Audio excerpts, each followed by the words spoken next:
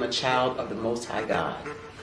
He has gifted me in ways that I could not even imagine and didn't know.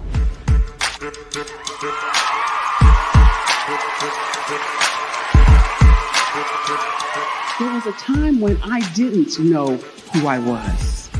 I listened to other people tell me who I should be, what I should do. I listened to people telling me that I should be a boutique owner, that I should be a construction manager, that I should be a laborer.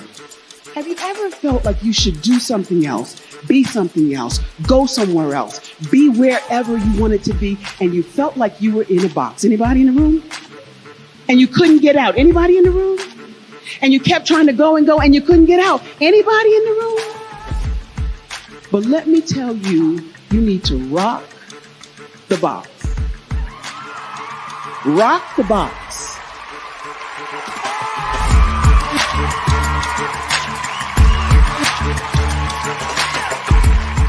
I am engaging, inspiring, and empowering.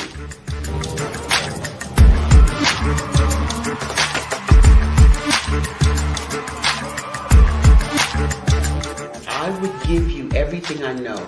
Just by touching you, if I could, by osmosis, give you every single thing I've learned, I've gone through, I know I would. We know that's not possible, but as it is possible, I love to share information with people. Some of you out there, people have told you that you can't be, you can't have, you can't do. But I will tell you, like Kinston said, you can, you must, and you will. If it's to be, it's going to be me. You got to say it. If it's to be, it's going to be. If it's to be, it's going to be. If it's to be, it's going to be.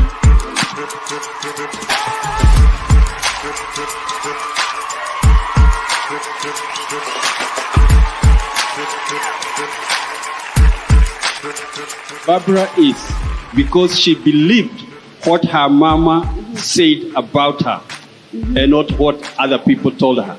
Every day you wake up, when you're in a situation, it's your choice whether it's an advantage or the disadvantage. She gained her confidence and her life, and now she is a testimony.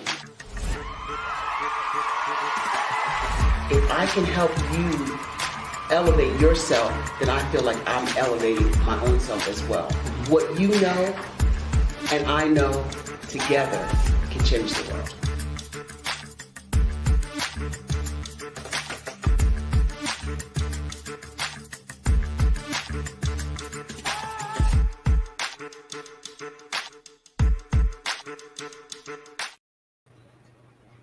All right. Hey, everybody. I am super excited to be with you this morning on the Empowering You Show. What do we do here? We celebrate small business owners, small businesses, and people who are doing great things in the community. And today is no different. I am supercharged. I am up on top of the game because I've been away and was able to get some relaxation and some peace. And speaking of peace, let me bring you the person who has kept all the pieces together while I was away. The super sassy, spicy, sexy Shawnee Smith. Hello. So I was wondering where you're going to go with that. I'm like, is she going to go Reese Pieces? Like, what's this? What are we going to do here? What kind of piece? But I pulled it in. Right. I'm so happy to be here. It feels like it's been forever, Yeah. So this year is just flying by. Would you believe this is the last Thursday of July? Yeah. It's the last week. Really? Yeah. And what's super cool about that is we got some fabulous things coming up for August. But before we talk about what's coming up for August, I want to find out, since I've been away, I haven't really talked to you. What's happening in your life? What's happening in your world? In the chef Shawnee Smith world? Ooh, in the chef world, things are really becoming explosive. When I tell you that I would love to cook for everyone in the world, I really mean it. And since I can't do that, I can get in your kitchen by simply go into candospice.shop, you can have me, a little piece of me in your kitchen, and you can see how I sprinkle things on, because I don't just do flavor, I do healing. And when you get both, come on, when you get both, it's a win-win situation. So that's been exploding. That's all I can say right now. It's like it's been phenomenal. One of my reels was reposted by none other than Tabitha Brown. I love me some Auntie Tab, so I'm just saying, I'm excited. But see, everybody doesn't know who Tabitha Brown is, so kind of explain. They need to know. They need to know. Okay, because Tab has been my aunt like since, even though we're like the same age, right? She's been my auntie since 2017 or so, and she is on fire. She refers to her hair as Donna, and she's created a hair care line for that. She has created seasonings. She's an actress. She's just a phenomenal person who did not lose herself at all with what's been happening. You know, on the outside, people think like, oh, she just made it, just came up. But she's really been putting in the work. I'm talking 20 plus years of in the work, and now it has exploded. And that's what happens, Shawnee. It's happening for all of us. You know, people think, oh, she's an overnight success. Baby, it's very few people that have overnight success. It might be that night, but it ain't overnight. And so we need to recognize that people putting in work behind the scenes, you just don't know about it. So when they come up, don't hate, celebrate. And speaking of celebrate, oh my God, let's get to our guest. This guy is one of my favorite people on the planet. The esteemed Identity Jedi in identity and access management, boasts over 15 years experience guiding Fortune 500 companies through the complexities of identity. His extensive background spans engineering, consulting, business development, product management, and he left this part off, public speaking, okay, making him a sought-after authority in the field. He is passionate about empowering the African-American community, and he co-founded On the Corner Media Group, a multimedia company dedicated to education and entrepreneurship.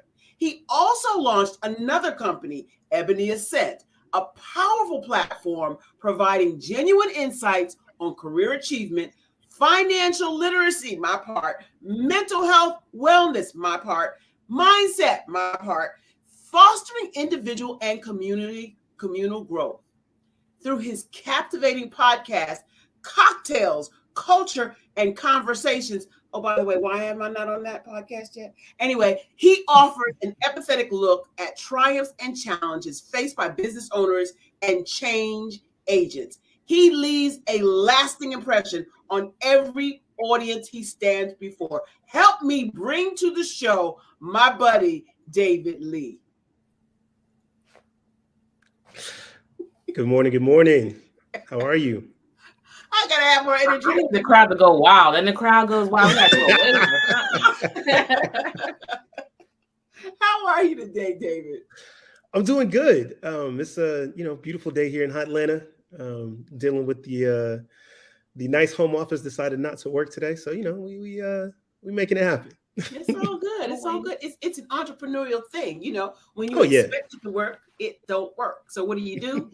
We shut down the shop and go in the corner and cry. No, no, we keep figure out another way, baby.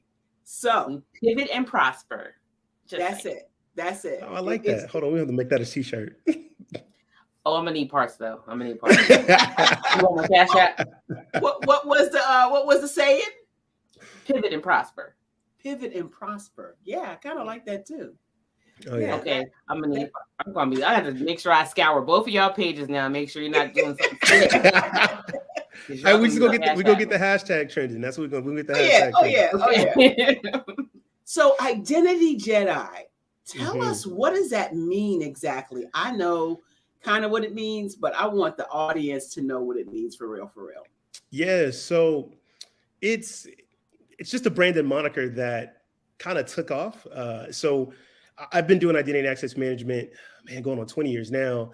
And about 3 years ago or 4 years ago, there's a conference, Identiverse, where a lot of identity practitioners, vendors, customers come just to kind of learn about identity. And so one of the things that throughout my career, I just kind of got really good at was helping explain what identity access management was to different leaders and different project teams. And so people would, hit me up all the time, like, how did you learn so much? How do I get better? How do I do this? And so I decided to do a talk, and I was like, all right, how to become an identity Jedi, right? I'm a big Star Wars fan. I have been since I was a kid. And so when I thought about it, I was like, all right, let me put together, just kind of a guideline for how people can, learn about identity access management, what skills they need to have, those things. And so I gave that talk, and it just kind of took off. After I gave it, like, people would email me and tell me, like, I'll make all my new employees watch this when they come to my team. From the rest of the conferences for the rest of that year, like, everybody was just like, it's him, it's the Jedi guy, it's the Jedi guy. And so since then, it kind of stuck. So I was like, well, might as well just go ahead and lean into it and just kind of, make it the brand. And I just kind of been growing the whole thing ever since. Well, identity access management, that's a mouthful that many people still really don't understand what it is. I want you to break that down in layman terms. What is identity access management? Yeah, so it's the best way I like to explain it, especially for people who aren't like in cybersecurity, the tech world, is when you think about when you log onto your computer at work, right? You may access some kind of application. You've got to put a username and password. That username and password, how that even got there is that it had to get created into an account. So somebody create an account for you, assign you a password, assign you different privileges and things that you can do in that application. And so that whole process behind it, how that digital identity gets created, how that access gets managed. And there's a bunch of other things behind there, how like admin accounts and all those things get managed. All of that, there's processors, applications that do that, and that's identity and access management. So how does that really work? When you give that username and password, what happens, right? It does a process called authentication. And there's a lot of rules and processes behind there. And so that's really what that is. And so a lot of your big name corporations, all of them that that you can think of, all behind the scenes, there's all these things happening to make sure that you can access the applications that you access. And that's what my specialty has been, is helping companies understand how to set that up, make sure that it does it in a secure manner, but also in a manner that's obviously user-friendly, because most users use it every day and have no clue what it is. And that's how it should be. Right. And behind the scenes, there's a lot of stuff going on. It's not just to make sure you have access to what you need. It's also to make sure you don't have access to what you don't need to know. Correct. Yep. So absolutely. Geeking out. Sorry. She does that sometimes. I'm just saying. It's all good. I'm like, what is that? I don't click. Those are my words. My words are click. I don't know what you mean. What you got, Shadi? I have a question for you. So how has the developments of AI impacted what you do? Yeah, so it's been a really good talking topic. For cybersecurity in the tech world, AI is kind of going like its third revolution. It's something that we've talked about, technologists have talked about for a while, but like with ChatGPT and what the OpenAI Foundation is doing, and that company is really kind of taking the advancements and brought it to the mainstream. So the conversations we're having around identity access management is the beautiful thing about AI is what can be automated, right? So what can we hand off to the computer? So computers were built to crunch numbers, right? That's why we initially came up with them. They can crunch numbers and look at data in amounts and in speeds that humans can't. And so the conversation now with AI is what things can we have, IAM technology to do for us, right? Can we have them automatically maybe rotate passwords? Can we do some of the heavily administrative stuff that we have to do in the background? And can AI kind of handle some of that for it? And then also more of the kind of futuristic stuff, which is kind of cool, is can we have this kind of look at certain patterns and maybe kind of detect and give us signals of where breaches could happen? Like, hey, we're seeing these things, and so we might want to look over here before something does happen. And so those are a lot of the conversations that are happening right now. It's really been, again, you want to talk about geeking out. It's been super fun for me, like just geeking out and talking about all this stuff. And how do we get this to enterprise customers? How do we then go about it and put these in as products and use it the right way? So it's given it a nice, kind of, what's the word I'm looking for? like plug of innovation and a lot of talks.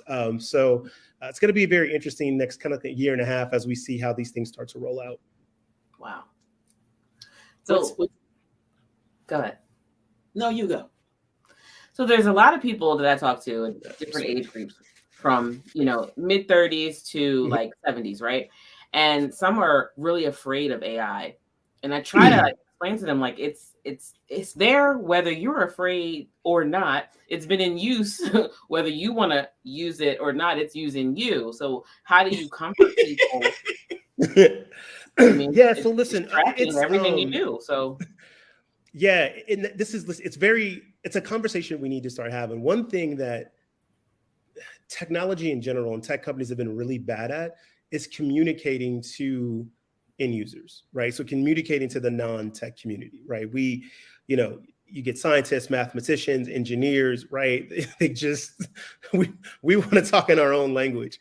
And pause right there for a second. That's why I was so popular in tech, because the geeks talk geek, and I can talk geek, but I can talk English, speak English. Yeah. And so I was always that person in between. What did they say? Oh, they just said this. What did they say? They just said this. So that is so huge that you recognize that and you said that, because geeks want to geek out. That's all they want to do. And they don't want to speak to the layperson that doesn't know what you're talking about. So how do we bridge that gap? Yeah, part of it is, and these other conversations I'm having with some colleagues right now as well, is number one, we need to create a more diverse workforce in the way that not only like neurodiversity, right, and racial diversity, but like technology. A lot of people look at tech as like, oh, I got to be technical. I got to have a computer science degree or a math degree or whatever, engineering degree. And that's not true, right? Like technology has advanced to the point where we use it in everything, right? Like you don't go a single minute in a day of your life without using technology. It's not going anywhere. Right. And a lot of things come together to, make that happen. So part of it is let's make sure that we're making it more appealing for more people to come into tech. So that way we have, product managers, product writers, technical writers, marketing folks, sales folks. So that way it's a full gamut, and that will, I think, help with a lot of bridging that gap of information as it comes out, right? You need people like, Barbara, like when we were talking about people who can speak both languages, both the geek and the non-geek. And that was one of my strengths as well, is that I'm able to sit in there and nerd out with everybody and engineer and code, but then I can go explain to somebody, CEO and executive, okay, here's what we need to do. And let me put it in your terms of business and how it affects you. So that's one of the things we have to do, is we do really have to work on communication. And kind of getting back to AI, the fear factor that people have. I mean, number one, it doesn't help that we've popularized all this stuff that we put in these movies over the past 3 decades, right? Oh my God, it's AI, computers going to, okay, right? I mean, that's the one that's entertainment, right? And people will say, well, science fiction comes from somewhere. Yes, there is some aspects of that. And now we're starting to see things that kind of emulate some of those things that we may have seen. There are, the dangers more, I would say more of AI is, like any technology, when you use and kind of don't put enough forethought into it, it's more around like, yes, it has the ability to, replace jobs and maybe replace industries. And that's something that we need to think about. Like, hey, like one thing that right now is, a lot of marketers are kind of looking at this like, hey, I mean, I've seen some of these things create marketing copy. I know some really, really good marketing people, and they've been doing it for years. I would trust them, to run a multi-million-dollar marketing campaign.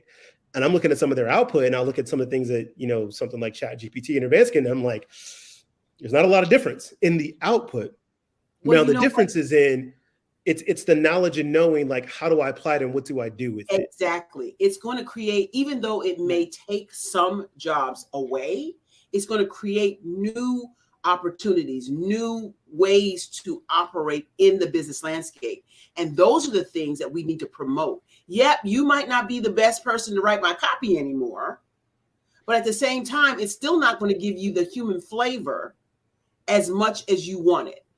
So just like anything else, there's always the good and how it could be used to the detriment. Am I right? Right.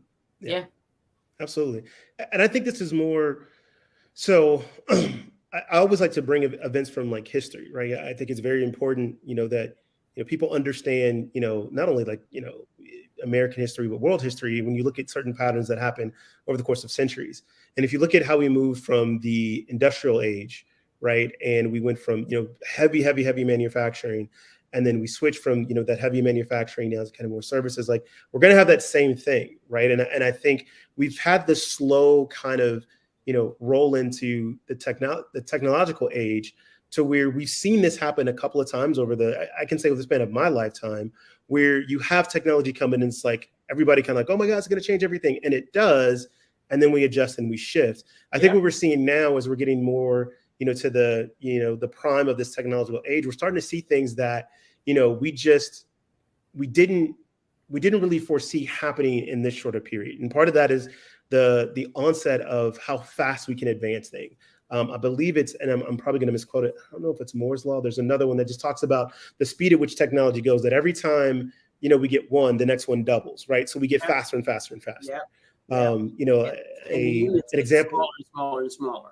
Yes. An example that I give is like, if you think about it, it was just 10 years ago that biometric authentication, like that was like a sci-fi spy movie thing or whatever.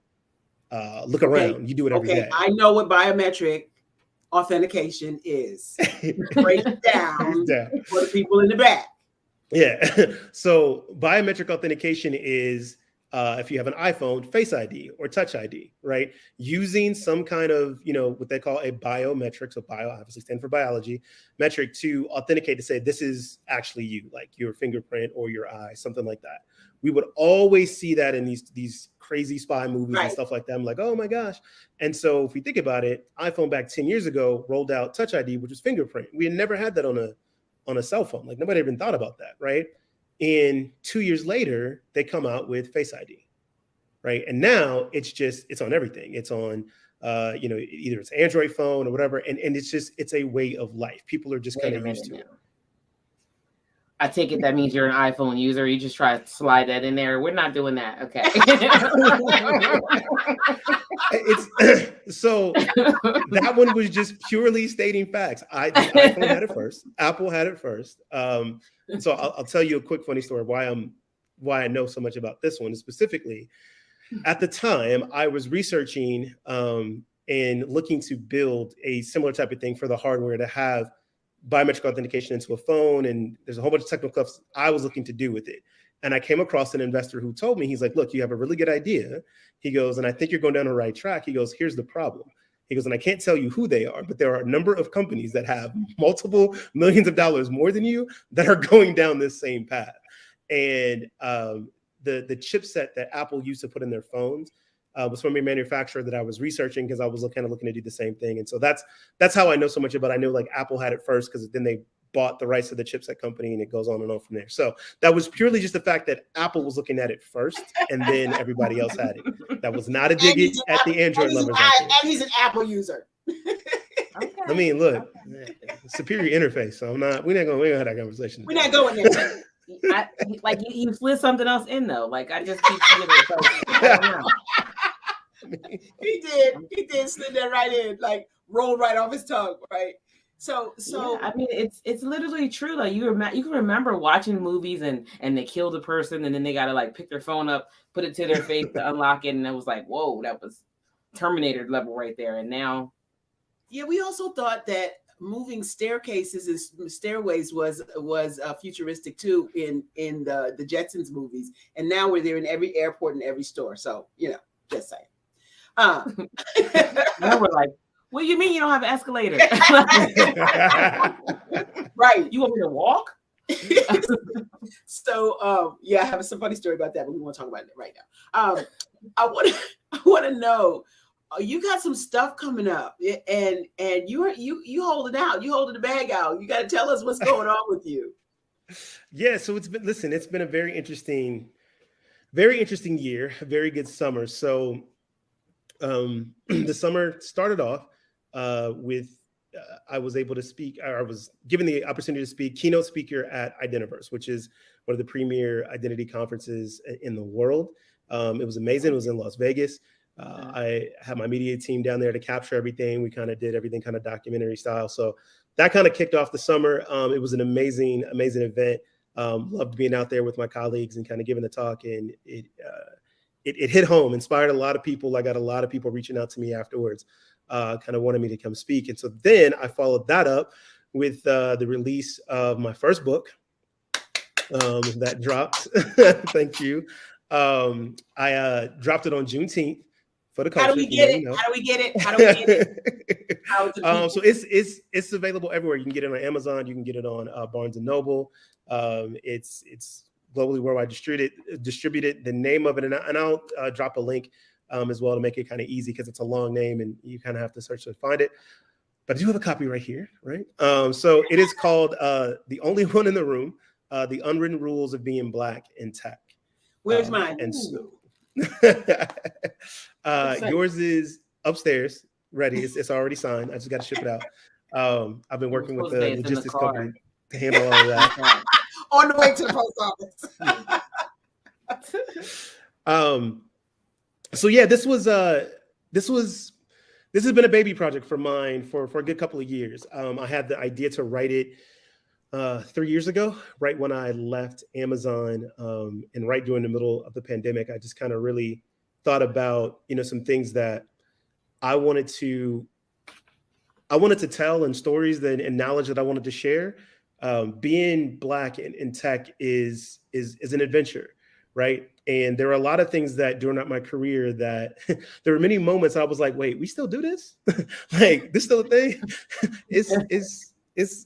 What are we doing? Like, well, let me pause you for a second, David. Let me pause you for a second. You are looking at it from the perspective of being a Black man in technology.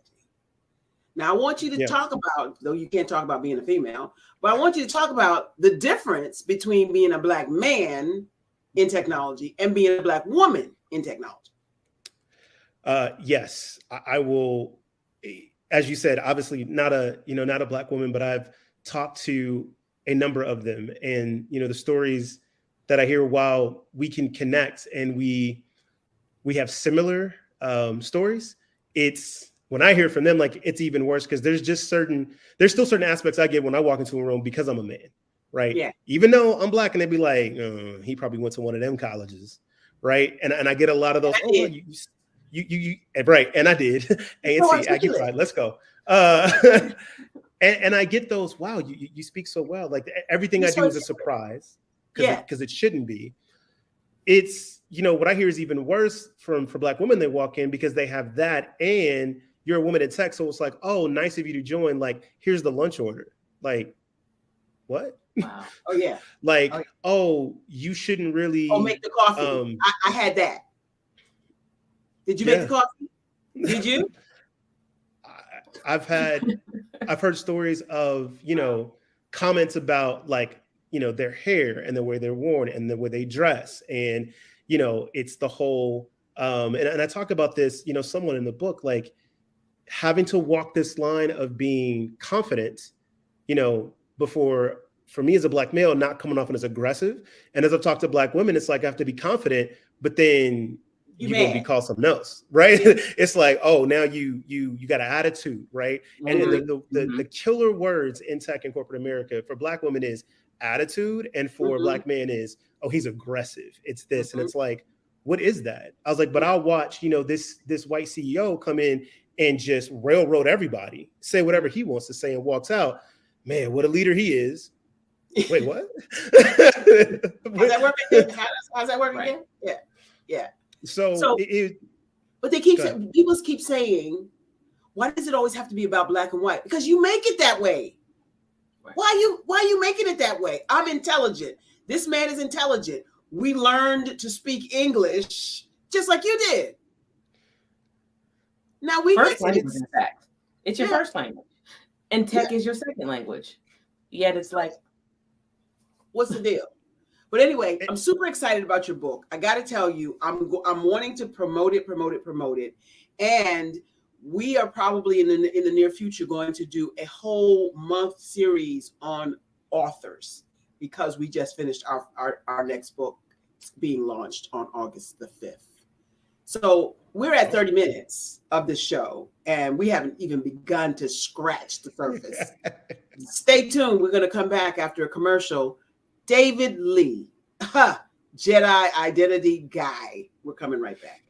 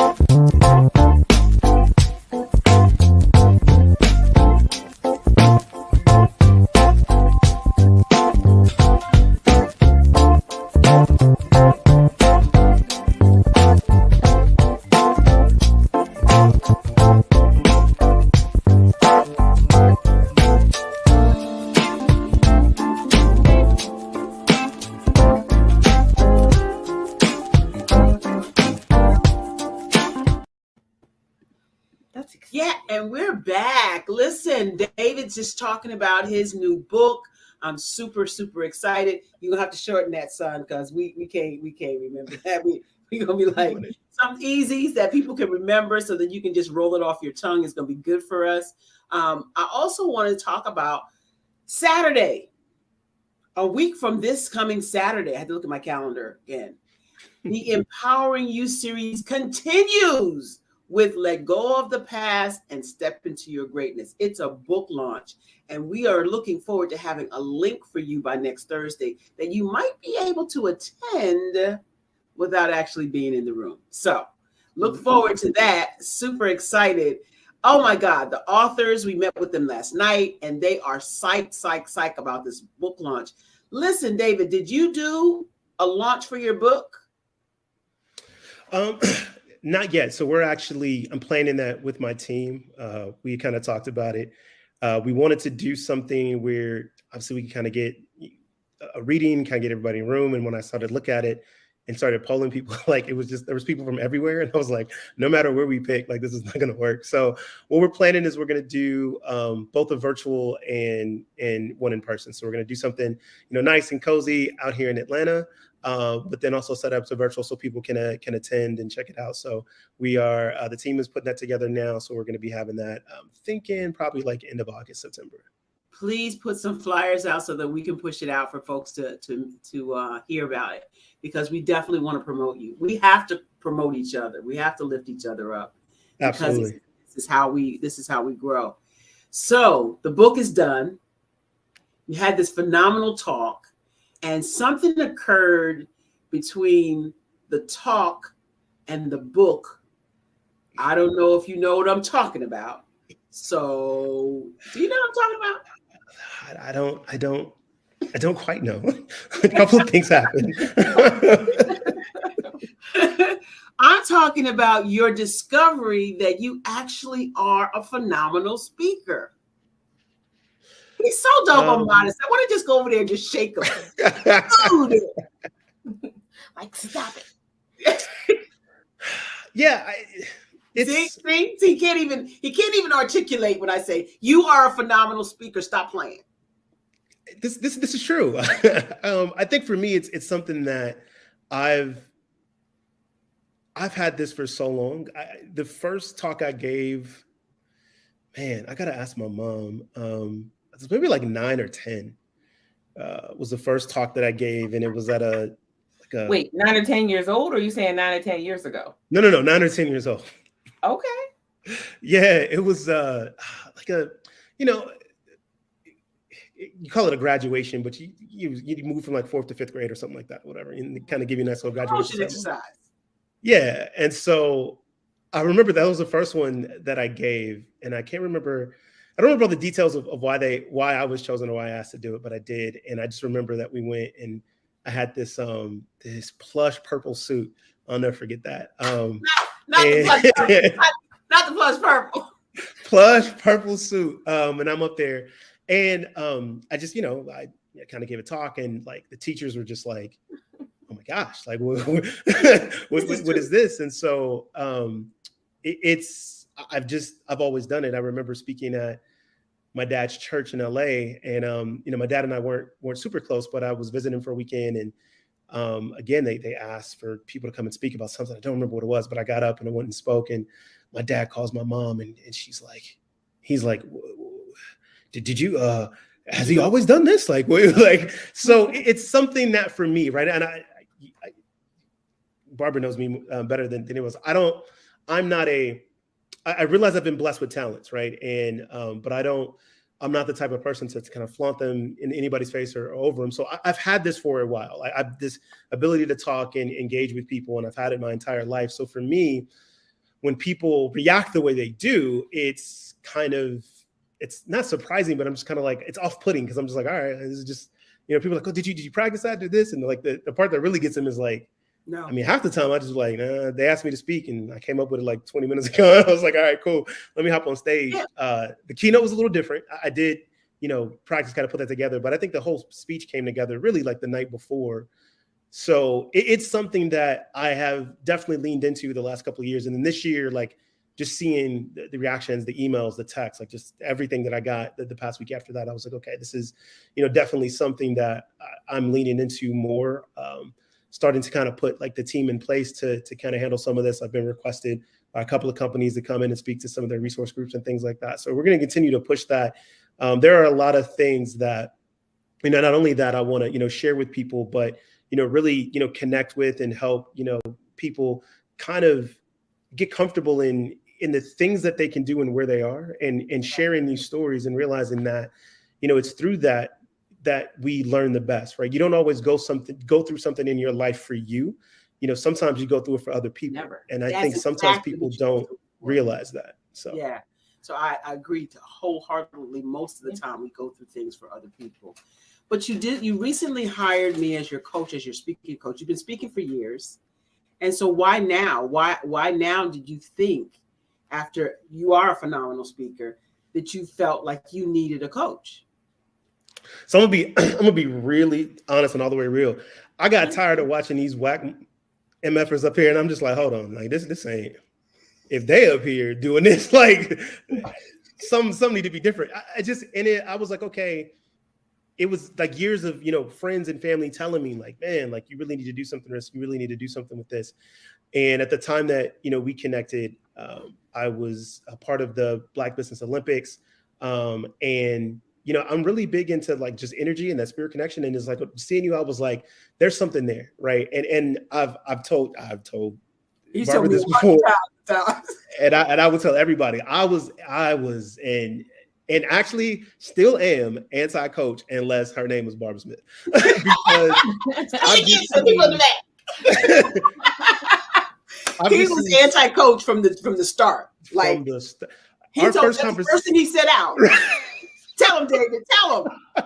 First thing I said to her was like, "Look, man, this whole coaching thing, I don't really."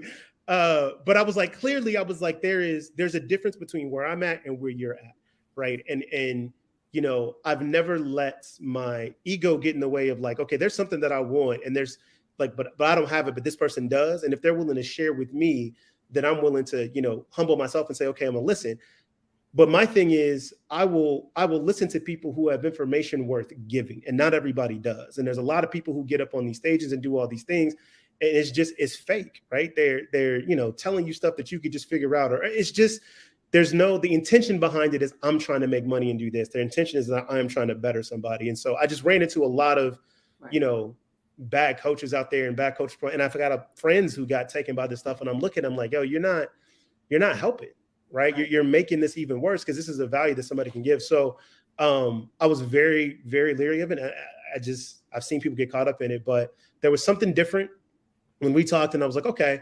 And just the information that we've been, sharing. I knew that, listen, you can always get better at anything, right? Yes. I knew I had already honed a certain set of skills. I knew I could do this, but there's, it's about that iron sharpening iron, right? There was, little details that, you would give me that I'm like, man, I never even thought about it that way. And so it wasn't a lot. It wasn't like, she was like, okay, I'm gonna just move you this way. And then it's like, dang, there's a door over there. Like, she's like, and so it's those type of things. And that for me was the most powerful thing about it. Knowing that I've got a trusted person who's like, okay, I see you, I see where you're at. Here's some things you fix here. Okay, go here. And can just speak plain to it too. And not, like I said, again, I'm very, as I look at this industry, the coaching industry, the speaking industry, I'm gonna tell people, like, get your money now, because this is about to change. Yeah. Because there's people out here who's ready to start bringing actual real value to people and actually helping people. Yes. And the fake ones are gonna get exposed really quickly. Yeah, they're gonna be exposed. So the producers in the background said there's abundance of BS artists. However, I take offense to that because my initials are BS. All right, I'm just but he did say that Barbara is real. So thanks, Mark. Listen, I mean, I can totally attest to what you're saying, David. I wasn't necessarily anti-coach, but I really didn't know what I needed to know and like where to get started. Our conversation initially was just as funny. And she's like, so what can I do for you? And I said, I don't know. I don't know. But it was something about your energy that drew me in. And then for you, to be drawn in by her and then to turn out to find out that she's also a geek with a personality, had to be doubly, because you can speak both languages to her. For me, I'm like, it was a little bit intimidating. She's like, yeah, so just I'm like, yeah. Now, let me YouTube it. I don't know what you're talking about. Oh, and I'm gonna tell on her right now, David. Just a quick segue, quick sideline. There is like 15 to 20 pieces of software that I have suggested to her to do. Like, go ahead and create a Bitly link. Go ahead and do XYZ. Go ahead and do, and I'm thinking she knows because she just says, okay. I come to find out like a year and a half later, she says, you taught me like 20 pieces of software. I was like what? She said, I didn't even know what a Google Doc was.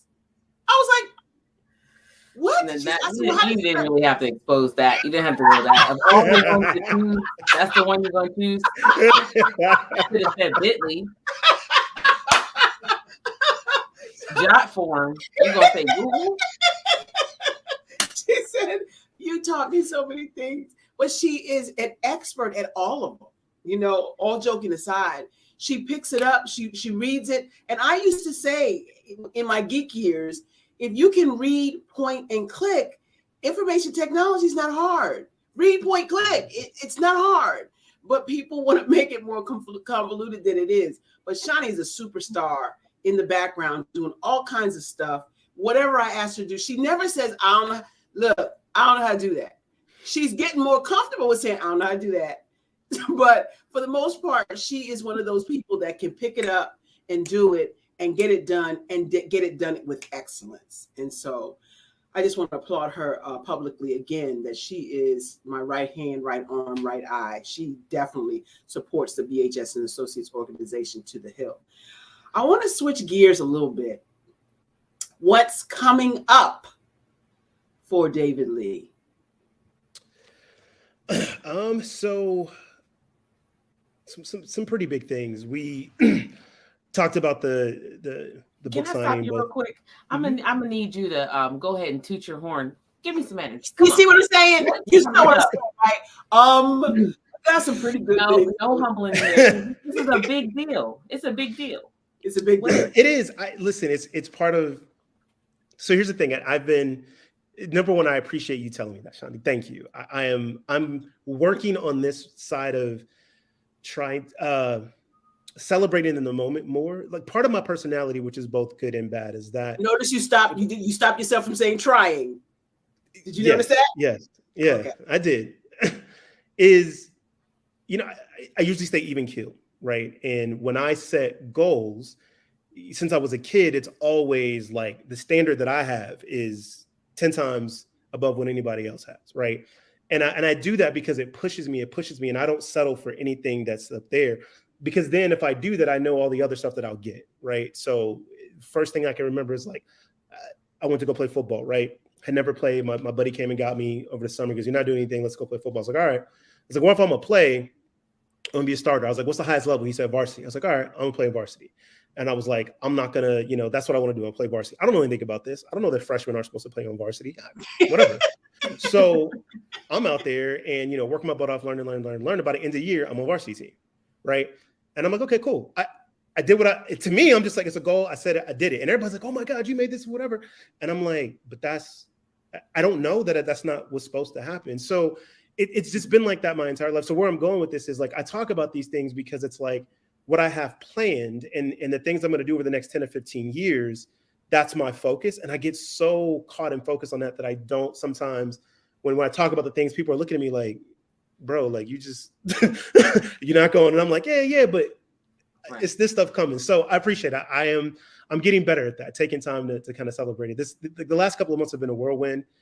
And it's pushed me to, you know, get to a level that as I'm starting to plan what's coming next. So right now, I'm building a small team, launching a lone cybersecurity company that I will be running.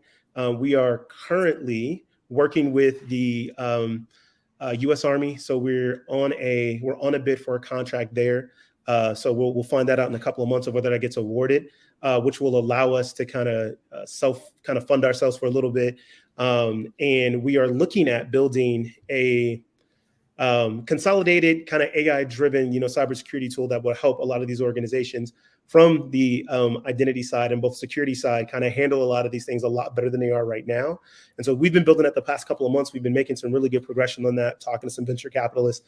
And so the next 2 to 3 months should be pretty big for us. We'll know whether or not we get awarded the contract. We'll also have some early conversation with VC. So it'll be a nice thing to end the year with. VC. Did you say VC? VC, sorry, venture capitalists.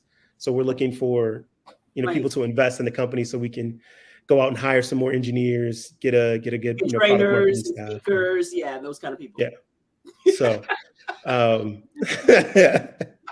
that's the next biggest thing right now. Obviously, is, you know, continue to promote and get the book out there and sell that.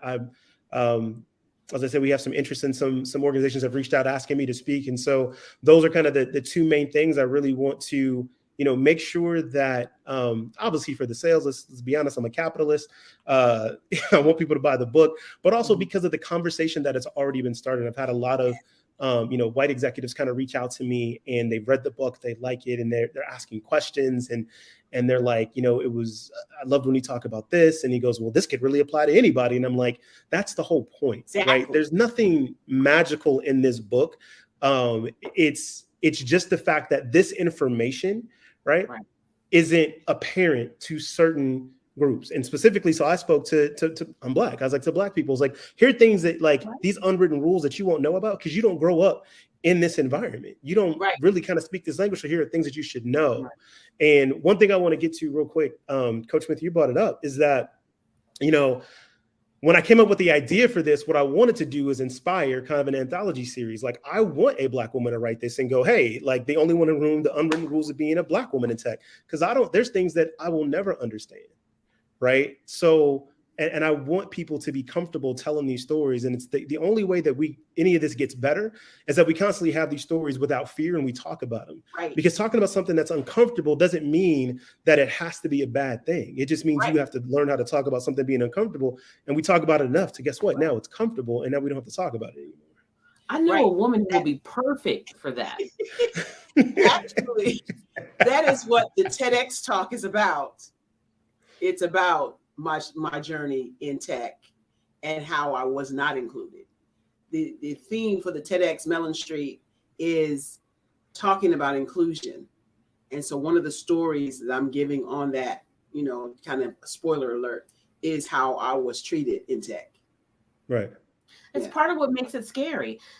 I mean, one side is having to learn it, but then the other side is that knowing, because when you're Black, you already know what kind of hurdles, you have an idea of what kind of hurdles are ahead of you. So, okay, I learned tech, but then who's going to take me serious? How hard am I going to have to fight to get to where I know I should be? Yeah.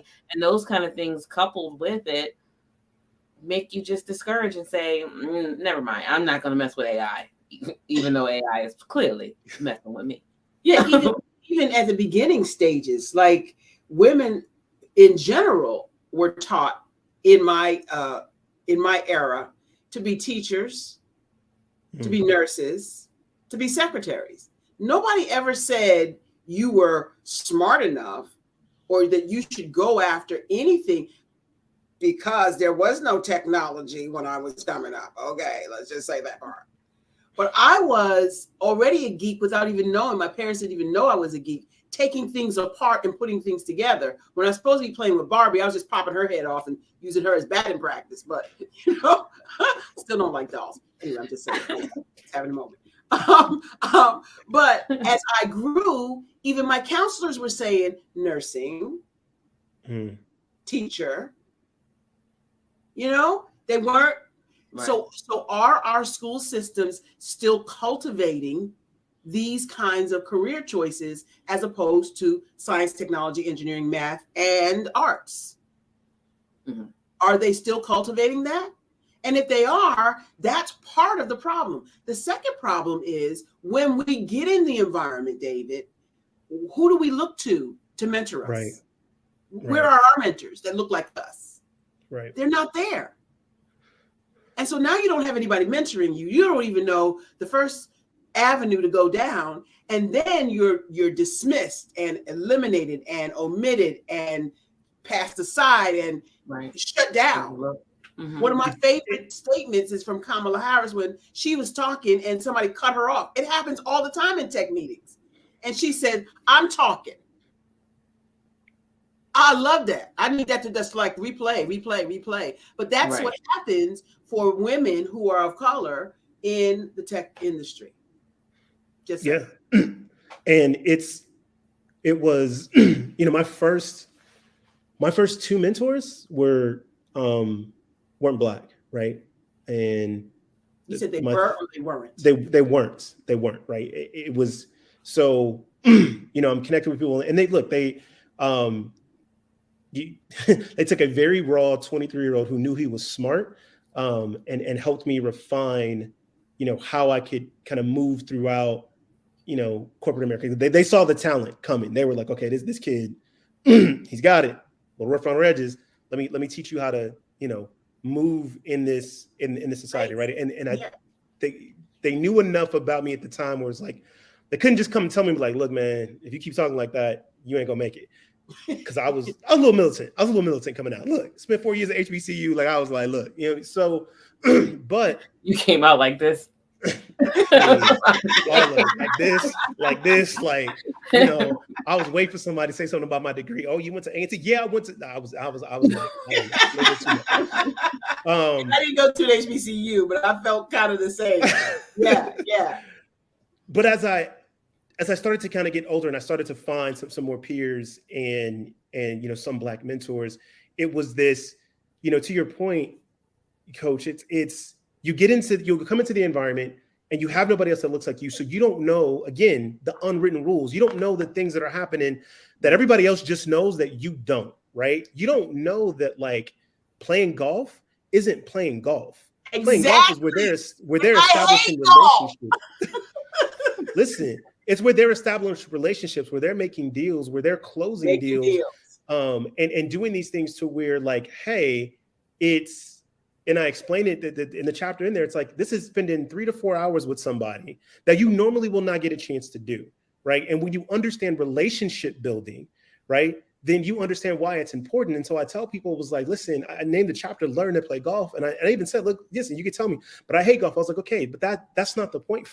You need to find something and find your way to start building those relationships and connecting with people, because here's where it matters. Like, and this is the truth that a lot of people don't want to hear. When you're up for this promotion, you're up for this next gig, it ain't about what you did. It's about who knows you and whether or not they feel like this is somebody I want to work with every day. So if we're all at a corporation and I'm like, oh, there's this new position, and me and Shani work together every day. I love hanging out with her. We work well together. And it's like, oh, here's all the qualifications. I ain't gonna even look at that. I was like, I'm hiring Shani.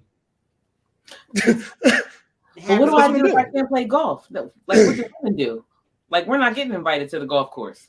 It's maybe to drive the golf cart. I pack lunch. Who wants a cucumber sandwich? I got you. Peanut butter jelly sandwich for you. Oh, stop. Listen, Wall Street Hackers is coming up next. This was a great conversation. I want David Lee to tell us where we can find his book, where we can find him, how to connect with you, David Lee.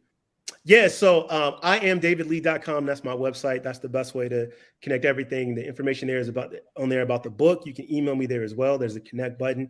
And yeah, that's it. That's where we can get to the book. I made it super simple. One website and get everything there. That's cool. If you had one bit of information, one bit of advice to give to our audience today, what would that be? Take time to find your authentic self. Oh, right? It's not something that, and when I say take time, like seriously, take the time to go find that. When you ask yourself that question, sometimes a quick answer, we may think we know, and sometimes we don't. That's the surface answer. So really take some time to find your authentic self. Look at everything in your life and ask me, is this me? Is this something I really want to do? Because once you find that, you will find that your perspective of life and the things you do completely changes. And we don't, there's time is too short to be living somebody else's life. Live your authentic life. Oh, I love that. That again for the people in the back. What a waste of time, right? What? It couldn't be a bigger waste of time trying to fill out somebody's shoes and be who they are, only to find out feeling like you're behind. Like, what? Right. I've wasted time. But there is no such thing truly. It's just like, wow, actually, I'm kind of good. I'm kind of cool. I think I like me, I love it. Work. I love it. Thank you so much, David, for being our guest today.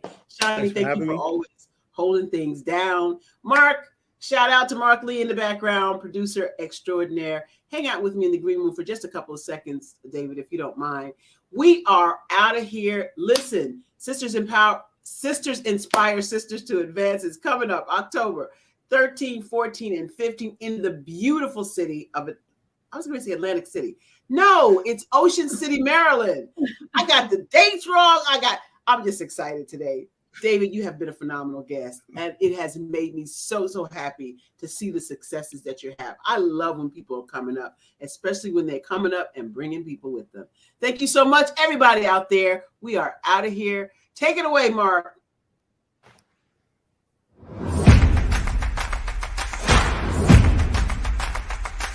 Ladies, if you're a person who continually pours out, you won't want to miss this upcoming event. October 13, 14, and 15 at the Holiday Inn and Suites in Ocean City, Maryland, where we have a power-packed lineup of ladies who are going to pour into you. If you need to increase your impact, your influence, and your income, this is the event for you. Don't miss the power of sisterhood. These ladies coming from around the world to network and connect with you. Don't miss it. How do you get the information? Glad you asked. Go to barbarahsmith.com and click the link. All the details there. Don't miss Sisters Inspire Sisters to Advance, October 13, 14, 15 at the beautiful Holiday Inn and Suites in Ocean City, Maryland. What you know and I know together can change the world. I want to see you there.